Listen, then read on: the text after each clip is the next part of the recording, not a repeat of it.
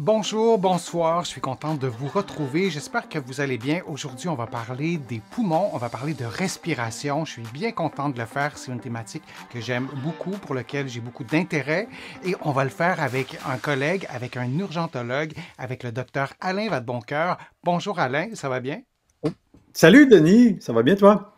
Ça va très, très bien. Merci d'être là. Et si les internautes ont envie de plonger davantage aussi dans les thématiques qu'on va aborder aujourd'hui, donc on peut le faire, ils peuvent le faire dans ton plus récent livre. Donc, il y aura des informations qui seront détaillées encore davantage dans ton livre le plus récent que j'ai beaucoup aimé et j'ai eu vraiment l'honneur de signer la préface.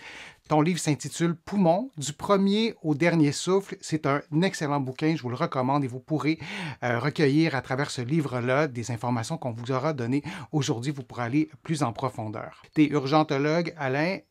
Et j'imagine que les gens qui arrivent en urgence ne sont pas particulièrement détendus. J'imagine que c'est parfois peut-être pas la raison principale de consultation et parfois oui aussi. On ne fait pas juste de donner de l'oxygène puis merci, bonjour. C'est pas simple comme ça. Ben ça, c'est un des grands défis de la médecine d'urgence ou de la médecine en général. Je veux dire, quand on voit des patients qui ont donc une sensation de manquer d'air, là, je pense que tu as Hum, utilisé les bons mots.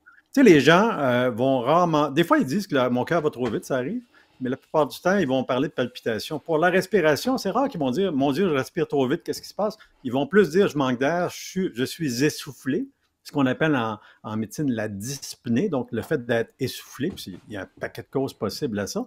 Et tout nouveau symptôme, quelqu'un qui n'est pas essoufflé d'habitude puis qui devient essoufflé, il faut considérer qu'il y a une cause physique avant tout. Même si mhm. la personne se sent C'est bon. anxieuse aussi, parce que on pourrait passer à côté de quelque chose. Évidemment, si la personne se connaît, qu'elle a de l'anxiété, que c'est souvent associé à justement ces sensations-là. Tu sais, quand le problème est bien identifié, puis d'ailleurs, souvent, c'est les exercices respiratoires qui vont être Mhm. conseillés pour essayer de ramener l'état d'anxiété, si on veut, à un niveau plus calme. Mais quand c'est nouveau, l'essoufflement nouveau, là, il faut vraiment s'en méfier. Et si ça persiste et s'il y a d'autres symptômes associés, en général, je dirais qu'il faut peut-être consulter un Mhm. professionnel à ce moment-là pour essayer de comprendre ce qui se passe.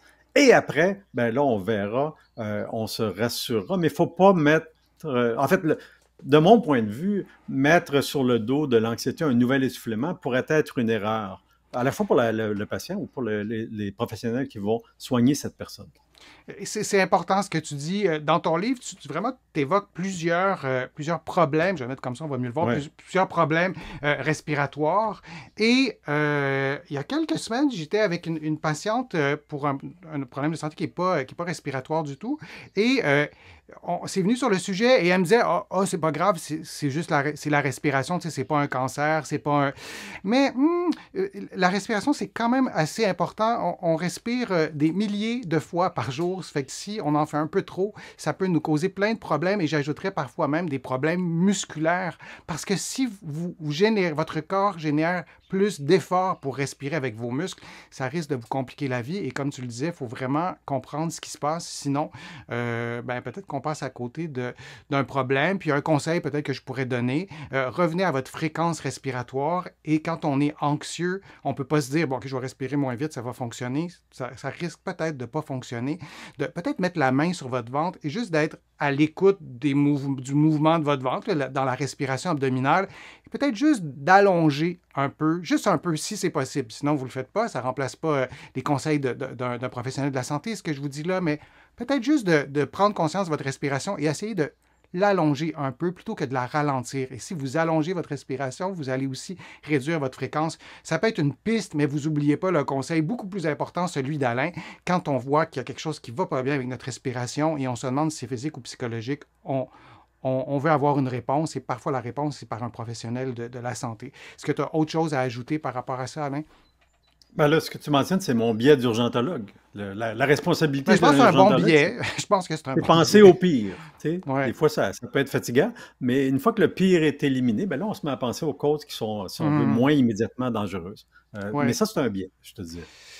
Ben, c'est un biais, en même temps, c'est un conseil de prudence aussi. L'idée, c'est pas Oui, de dire absolument. on va paniquer, c'est quelque chose de grave, parce que oui, la respiration, ça peut être très grave, un problème Oui, respiratoire, mais ça peut être quelque chose qui n'est pas nécessairement grave, mais qui perturbe votre qualité de vie et absolument. de pouvoir le dépister, je pense que c'est essentiel. Merci Alain, merci vraiment de tes conseils, de ton expertise. On a vraiment été chanceux de pouvoir en profiter, si je puis dire, et merci aussi à tout le monde d'avoir participé, d'avoir posé vos questions.